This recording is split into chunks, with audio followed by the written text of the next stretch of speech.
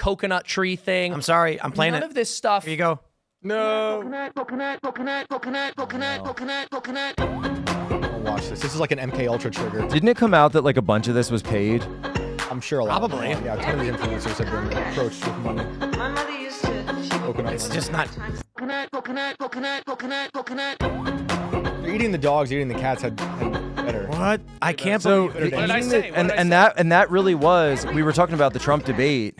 So we were talking about the Trump Kamala debate, and I remember. So I can remember when I first went on, and I guess I saw on X that there was a song about eating the dogs, eating the cats. So good. And I initially was like, "Oh my gosh!" And this is on Twitter or TikTok. This is on TikTok. Let me check this out. So I go over to TikTok, and I've got like a burner account just so I can see like what's trending and look up stuff. And then I look it up, and I see people posting all over it. And there were certainly some people who were anti-Trump about it, and there were also people who were saying that it was it was the new lesbian anthem, and there were also, just leave that where it is, and then I was like, no, I'm going to post this. And people are like, are you sure that's pro-Trump? I said, look, what they're doing is they're using Donald Trump's voice, right? And Joshua, it's like you were saying about hypnosis, right? It's Trump's voice. They're dancing to it. They're smiling. They're happy. They're associating Donald Trump with a positive feeling. Even if you tell me that it's anti-Trump or like it's intended, that's not the actual Above all effect. that, it is also kind of dystopian. That there's people dancing about Haitian immigrants. Well, and then it's all eating true. cats and dogs in And the Ohio. fact that it is directionally accurate, accurate, you know. So. Which, by the way, Joshua, I should have said this, and you haven't said it, that you live like right down the street from Springfield, Ohio. Yeah, so I live in Dayton, and then Springfield is the next town over. And I went there for the Vivek Ramaswamy had the town hall, and I talked to this little gentleman from a Politico, sassy personality, and I tried to be gentle with him, very gentle, and a rather smarmy attitude. I'm going to do an impression. He was like, no, they're not eating the cats. They're not eating, no, there's no truth to that. This is the face that he's making at me, and I'm like, oh, okay, right. All right, I'm just gonna play. And you're like, no, dude, I live here. Like, Well, that's their entire playbook. It just in the cringiest, most effeminate way possible, you have to scoff at anything anyone brings to your attention that upsets you. Like, and you're like, no shut truth up. to that. And you're like, It is so obnoxious. you're like, You should have just been like, but I'm eating the cats too. Like we do it together. We're neighbors. It'd have been like, what? he calls me out. I don't always go. You know, he's always frying them up, and you know, sometimes I got a great cat cook-off. I got other stuff. So I say that I got directionally going accurate. on. I think that's the subtext is that it is directionally accurate. Over the top claims. But I have had customers from Haiti, and years ago they described how These are your ghostwriting clients? yes, with nonchalance around the Caribbean. There's no food. You see a stray cat, that's food. Well, Chris Ruvo posted a video of cats on a grill, and then the media In Dayton, by the way. in Dayton, and the In media Dayton. claimed that it's been debunked. And then I was like, well, let me read this, and I read it. And there's no debunk at all. No, never. They were just like, when we asked the people afterwards, they said, no, we don't do that. What are you talking about? That proves it was wrong. And I'm like, or it proves that they're terrified that they're going to lose status or That's what the little man from Politico said. Little man from Politico. So he said, with that smarmy voice, shaking his head, kind of twitching a little bit. He said, "It's been debunked. It's been debunked." And he used the passive voice. So the way that liberals and leftists, the way that they communicate is Scott Adams refers to it as word thinking. So they think in words, not in reality, because it's like they live in a socially constructed reality. And so the word choice that they use is so important to pay attention to. Like when they use adverbs, when they say Trump literally said, the words they say after that, he did not actually say. Mm-hmm. So when he said, it's been debunked, it's the passive voice. What that means is, I haven't been over there. I'm not a boots on the ground reporter. I haven't done that.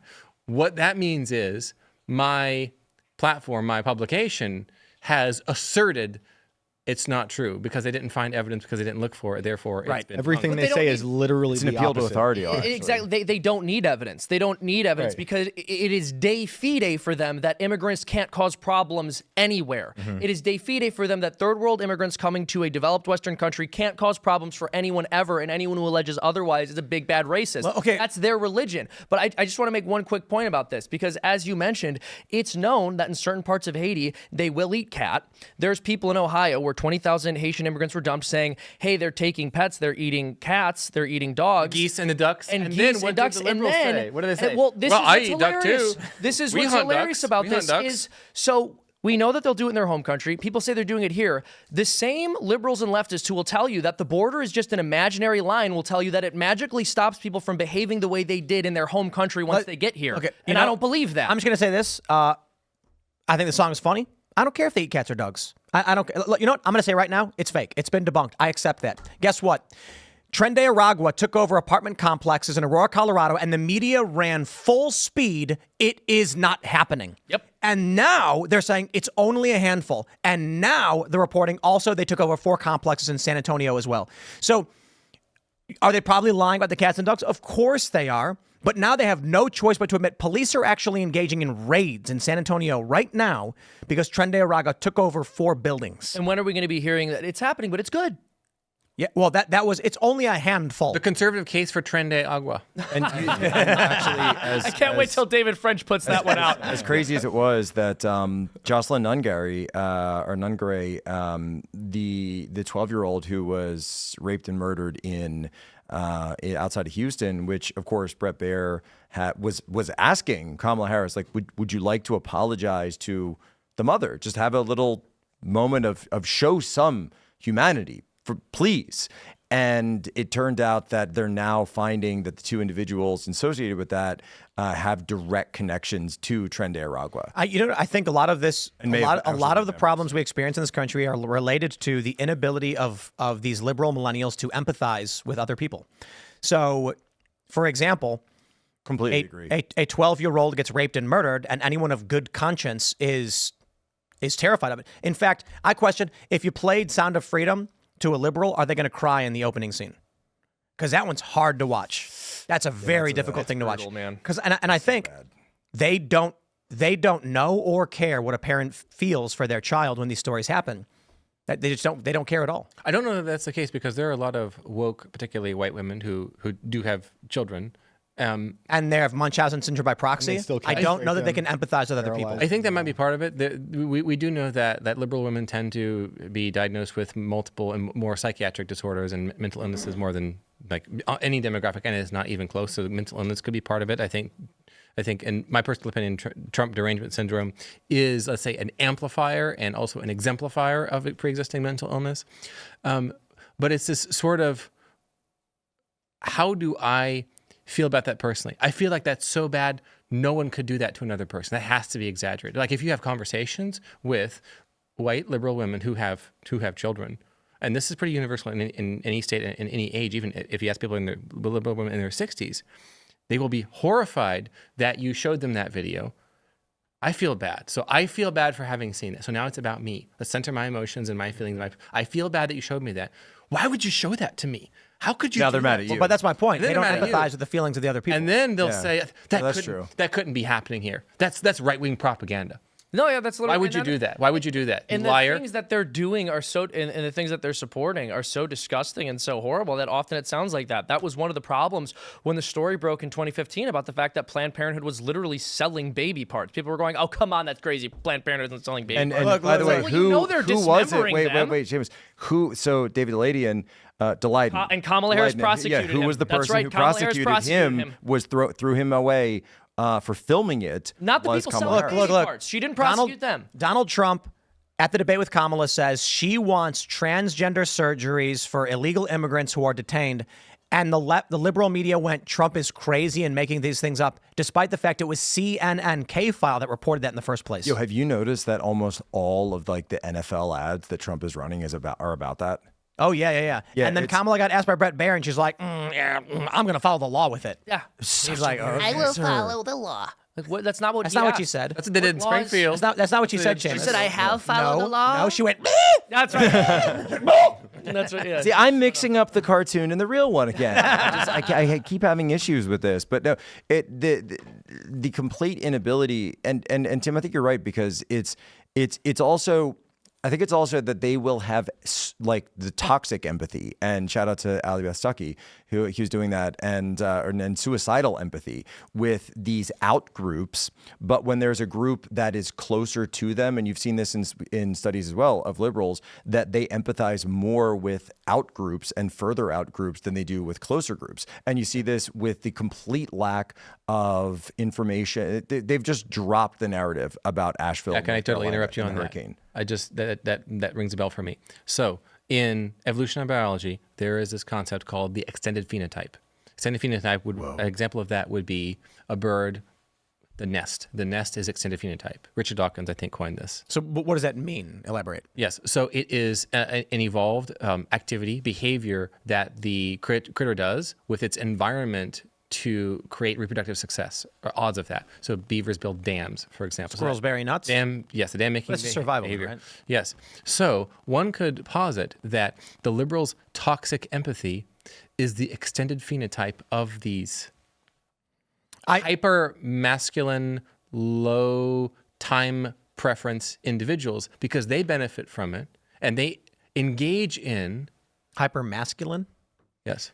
No, so he's saying normal men, or our hypermasculine men in this case, benefit through the evolutionary strategy of this seeing. Like, I'm talking about He's not saying the leftists male are migrants, masculine. male migrants whose actual quote unquote toxic masculinity behavior, where they don't take no for an answer, they take what they want from women in these host countries. Invaders. They invade. They do what they want. Right. It's like So it's almost like a mating instinct, is what you're saying. yes, but it's at the expense of the people who are Like literally doing that. everything. Well, it's Yes. well That's again. interesting. This is why there's an important principle I know Jack's familiar with called subsidiarity. Yeah. You got to help those closest to you. That always has to be your primary focus. And it's good to help other people. But if you have taken on the responsibility of caring for other people, your wife, your children, your family, and you start helping strangers, that's all well and good until and unless helping strangers gets in the way of feeding your children. And then at that point, what you're doing is actually morally wrong. You have to pay attention to your children and help your children and your wife and your family first. And this toxic idea that there is some virtue in caring equally for people you have no relationship with as you do your own family when you're responsible for them is so pervasive that we have Tim Walz on national television bragging about the fact that he's so in touch with reality and so down to earth because his 90-year-old mother needs Social Security to feed herself. Imagine the blind spot of openly admitting that you are a deadbeat son on air. You're a wealthy politician. If I'm a wealthy politician, my mother's not living off of Social Security. My mother's not feeding herself on government assistance. It's disgusting. But to him, foregoing all of the status symbols and indicators of wealth, even though we see him on camera working with a very expensive classic car, he's got all these nice toys for himself because he presents himself as this knucklehead kind of guy who doesn't know that much about stock markets and doesn't know what an investment banker does and doesn't have investments. And his mother just happens to be living off of Social Security even though he has every opportunity to provide her with a decent standard of living. It's disgusting and people vote for that. I would also say lockdowns and the George Floyd riots were another way of accelerating these people's need to help, quote unquote, help other people outside of their communities. And Yeah. Sending them money to burn down cities. And I also saw people in cities near me in New York saying, we forgive you for Exactly. shattering our windows of our small business that you just That is I just want to make one. If you are watching this and you're like a middle class or lower middle class person who doesn't have means and you have family and Social Security, I get it. But for a wealthy politician to brag about that, it's like, what's wrong with you? Sorry. This is also one of the reasons that when so when Joshua and I put this book together and we wrote it like really fast, like in the period of a month, you'll hear when Kamala Harris talks, she'll say, oh, well, Trump's rhetoric is dangerous and Trump is dangerous and he's going to go after opponents. And I'm sitting there like, A Trump supporter was just murdered at a rally by an Act Blue donor. And that just happened a couple weeks ago on national television. I met his family. Joshua met the family briefly, they're like, no, we sat down. They were not having a talk. good day. They were not having a good day. No, they weren't. But the point being, though, is that why is that? You notice it doesn't even enter into their mind. And I see our copy of Unhumans is here, that it really comes down to the fact that they don't view conservatives or Trump supporters as people. They don't view you as anyone who counts. Steve Bannon is in jail, and yet Kamala Harris says, we'll sit there and go, Donald Trump says he wants to lock up opponents. And it's like, you have his chief strategist in jail behind bars right now. Bannon sitting there sends me an email yesterday. He goes, my lawyers tell me I'm eligible under the First Step Act, and the DOJ won't even let me out. Explain First Step. So the First Step Act is something that was passed by Trump 2018. The idea was criminal justice reform, that basically if you're a first-time offender, low-level offender, that you were in federal prison, that if you were, basically model prisoner, if you did vocational work or conducted education credits, set up a system for early release, basically, to try to help people get that sort of leg up or a quote-unquote first step. And there's been some controversy around it, that it affected people who were actually were violent or were much more beyond what the marketing says. But that's what it is, basically. Steve Bannon, obviously a misdemeanor charge. He was obviously nonviolent, first-time offender, 70 years. And by the way, it also affects the elderly. And sorry, Steve, but I gotta say it, he is 70 years old. So he's obviously someone who would fit all of the brackets. And yet the Biden administration, the DOJ, refuses to enable or enact the First Step Act for him. So Kamala Harris, you are currently illegally keeping Steve Bannon in jail, but because you don't view him as a person, because you don't view Corey Compatore as a person, you view them as unhuman. You view them as someone who is less than a person, who is something more akin to an invasive species. What if David someone Dorn who's in your way? What if David Dorn died at J6? Yeah, if David Dorn died at J6. I mean, they say never answer hypotheticals, but they would have said they would have said that he shouldn't have been there. Right. They would have said that he shouldn't have been there, and he was a criminal, and all the rest. They can't politicize your life or your death, and you're the enemy. Right. Well, listen, I mean, if somebody charges a police officer and tries to kill them, and then the officer has to defend themselves, and this person ends up dying in a clear-cut case of self-defense, they have every single excuse in the book for why that person couldn't help themselves, and they had to do what they do. When Ashley Babbitt gets shot, or anyone else who's conservative ends up on the other end of the law and is mistreated by police, when J6ers are locked up and the Geneva Convention is violated, these liberals who are so compassionate come out and dance around their body like Oompa Loompas, singing about how they could have done things differently, giving us the little morality tale on how they shouldn't have broken the law. Liberals. I got a question for you guys, because I need some religious expertise on this one. I'm no expert, but Well, I hope I can. little bit Yeah, of an I'm not even a little bit of an expert. More than me. I'm curious about miracles. Because do you remember when that painting of George Floyd exploded? Lightning hit it. I'm not kidding. It was a double-layer brick wall, and only the outer layer with George Floyd in the middle of the wall exploded on a partly cloudy day. A storm formed over this mural. Lightning struck exactly the middle of a brick wall, which seems really weird to me. God doesn't like golden calves. And George Floyd's picture exploded. And I'm not exaggerating. God is a jealous God. Is that a miracle? And a miracle doesn't, I don't think it needs to imply like a good holy thing where lives were saved. It's like a miraculous, a supernatural act. a supernatural act, I mean, basically. Well, like, so yeah, obviously, it's a good lightning question. strikes exist in nature and all that. Okay, before you guys answer, so where I'm from in Ohio, everyone who's from Southwest Ohio will remember Touchdown Jesus. You remember Touchdown Jesus? Okay, so what is it? Touchdown Jesus. Notre Dame? There is, unfortunately, no. What is that? I don't know. In Southwest Ohio, there is a mega church just north of Cincinnati. I believe it's called Solid Rock Church. And for a number of years, more than 10 years ago, they had this massive honkin' Jesus statue, maybe 100 feet high or so, with the arms outraised, just over the top, sort of televangelist, prosperity gospel preacher, and people joked it was Touchdown Jesus. And it got struck by lightning and burned to the ground. Wow. Right. So I tend not to postulate when natural disasters occur with religious iconography. Well- either way. Well, I'll just put it this way. Regardless of whether you want to call something a miracle or say this is a miracle, there's something you have to consider. And this is something we lose sight of. It's not like a miracle is when God acts in the world and the rest of the time he isn't. God is constantly sustaining everything that currently exists in existence at all times. So everything that happens is either part of his active or permissive will. So we have this photo. So it's all part of the plan regardless. We have this photo, and The only part of it is well, so I mean, look, forgive me for my ignorance. I'm not a physicist. I have a cursory knowledge of basic physics when it comes to lightning and stuff, positive, negative charges, et cetera, friction in the atmosphere. Is it common, or at least common enough, that lightning strikes the middle of the side of a flat building? My assumption is that lightning strikes the highest point. And so when you're standing in a field and you are the highest point, the charge moves to you because the path of least the path of least resistance is the path that electricity travels through. So for me, I just look at this photo, and I read the story, and we covered it quite a bit, and I'm like, why would lightning strike up the side of the middle of an equal flat wall? Yeah. Blowing up only the picture of George Floyd and only the outer layer of brick. And can you pull up the picture of the original icon that they created him? Because if I remember, it was very saintly looking. Yeah, no? it had a crown on tried it. It had a crown. They put him in a like gold a halo, casket. right? Halo. I believe that they were trying to. It looked like it was some kind of religious imagery made They do to that. mock They have Fauci Christianity. candles they pray to. It's humiliating. It's embarrassing for them. They think they're embarrassing us, but they're the ones who end up looking really, really bad as a result. But that said, if this is true and this is what happens, then we can actually create. Take a look. I'll try and find a better one that put a crown on him. They put a crown. Yeah, he had a crown. So, I mean, Find a large image. I don't know, but I do know that there was a miraculous act that we saw earlier this year Where he turned his head.